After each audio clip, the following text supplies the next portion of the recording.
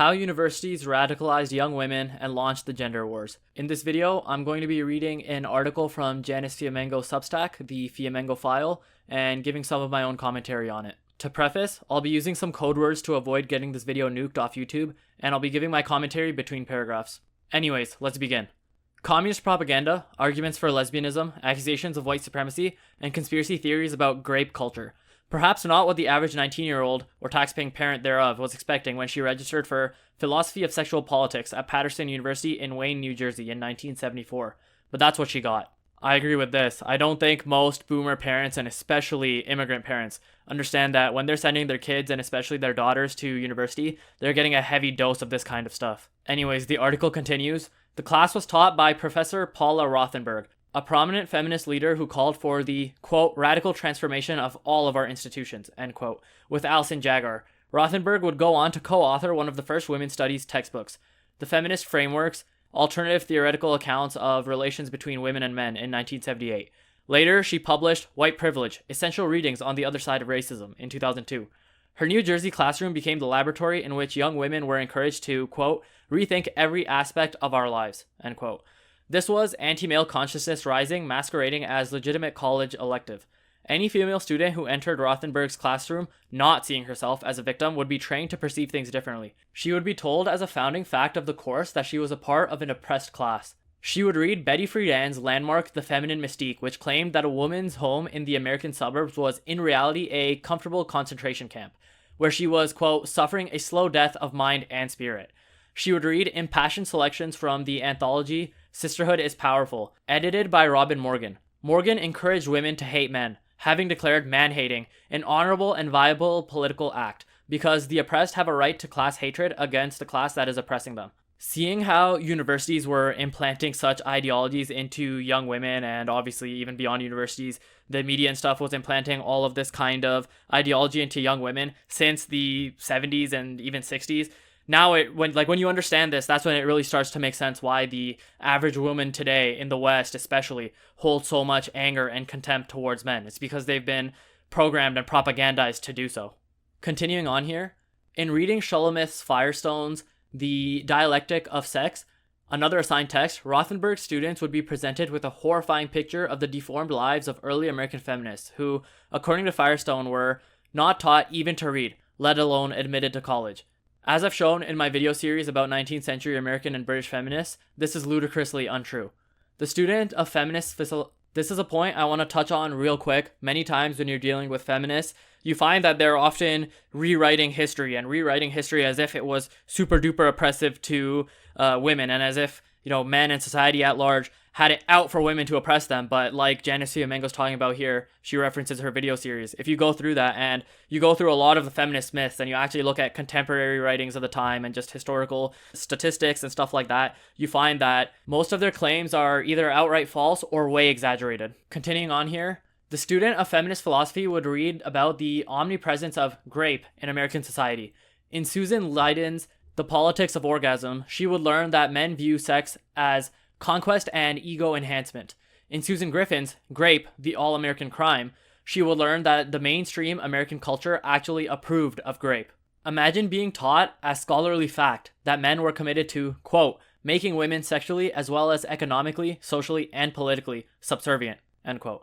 Imagine sitting in a classroom filled with other young women who amplified the paranoid message, speaking at length of their grapes and their child endings, the sexual double standards and abuse they suffered, their fear and rage. All the while, one's professor, a PhD in philosophy, affirmed women's second-class status as fact, never offering an alternative view, never cautioning about the need to weigh evidence or avoid emotion-laden conclusions. Emotion-laden conclusions were the point. One cannot fully understand the sexual revolution and the generations of pathologically furious women it spawned without examining the extraordinary feminist takeover of North American universities. Again, I agree with these statements completely. The sort of purpose of these courses was never to actually give these women a good education or to teach them anything factual or teach them the truth. It was to propagandize them and weaponize them against men, and that's exactly what we're seeing today. If the 1970s was just the start, whatever we're seeing today is that 1970s stuff on steroids and,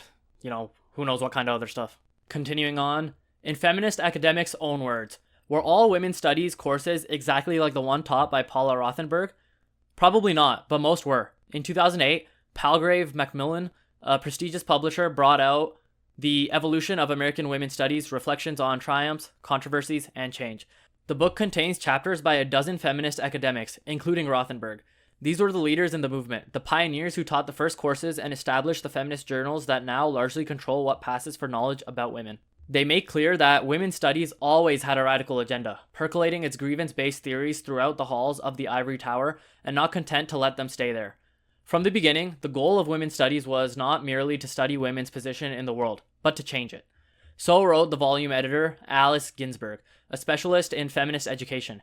Ginsberg did not hide the fact that women's studies was never committed to the dispassionate pursuit of knowledge that would have made it a genuine academic field. Her words are echoed throughout the volume.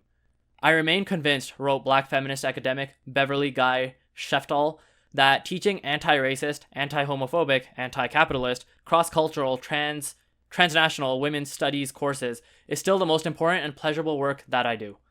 Anne Rousseau, a women's studies program director, stressed the incendiary mishmash of unproven premises at the heart of her teaching. Quote, I struggle in my classes to cultivate a sustained and simultaneous focus on the forces that shape how privilege, access, and power shape identities and experiences of oppression and resistance, as well as complicity in others' oppression, end quote. This was typical academic mumbo-jumbo, but its meaning is clear enough. The primary subject of women's studies was the oppression of women by men, as well as some women's complicity in the oppression of other women. Women's studies demanded that its students accept and adhere to an extremist ideological dogma. Marxism, the social construction of gender, and lesbian superiority. In one of the book's chapters titled Women's Studies, The Early Years, the aforementioned Professor Rothenberg presented an outline of her early 1970s feminist philosophy course that highlights the revolutionary rage at the heart of the so-called discipline.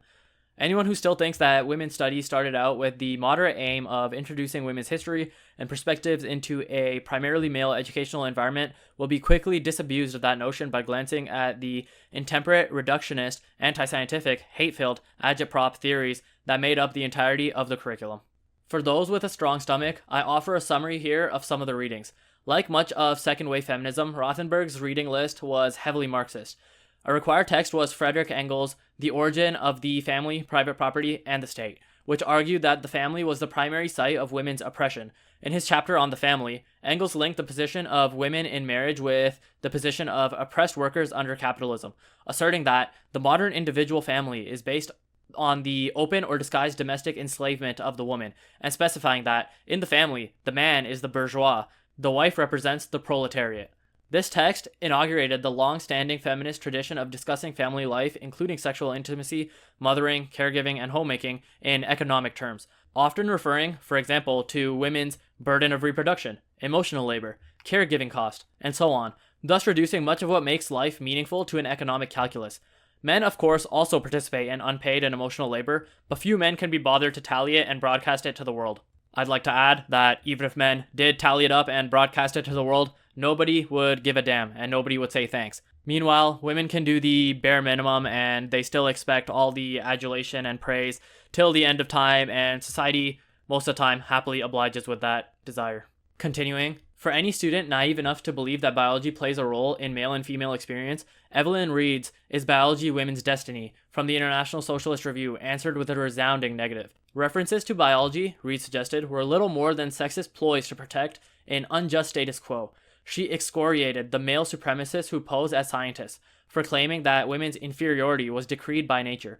On the contrary, she asserted, patriarchy was only a recent historical phenomenon whose man-made inequities were cast into stark relief by indigenous societies in which women exercised power, and grape was unknown.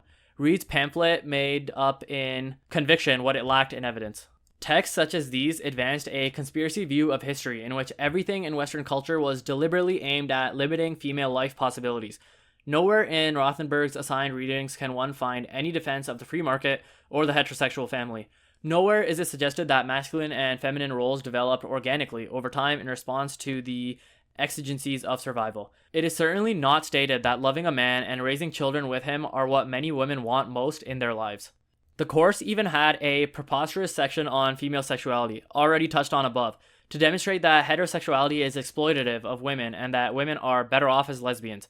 This section included the aforementioned Susan Leiden's essay, The Politics of Orgasm. Leiden used Sigmund Freud's theory of vaginal orgasm as distinct from the clitoral orgasm as evidence that all men defined feminine sexuality in a way as favorable to themselves as possible.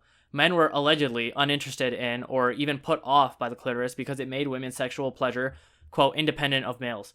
According to Leiden's jaundiced analysis, men did not care about women's pleasure and were exclusively concerned with co-opting feminine sexuality for their own ends. You hear this kind of narrative every now and then today as well. The prevailing sort of narrative is that men are selfish lovers and that they don't really care about women's pleasure and all that, when if you really actually think about it, it's really the opposite. Everything, when we talk about like sexuality, for example, everything is usually framed as, the man has to perform for the woman, and there's always all these jokes about, men coming up short and not being good enough and stuff like that. You rarely ever hear men talking about women like that. Continuing, grim sexual antagonism emerged even more luridly in Susan Griffin's Grape, the All-American Crime, published in Ramparts, another Marxist magazine, advancing the idea of grape culture before that was a recognized term.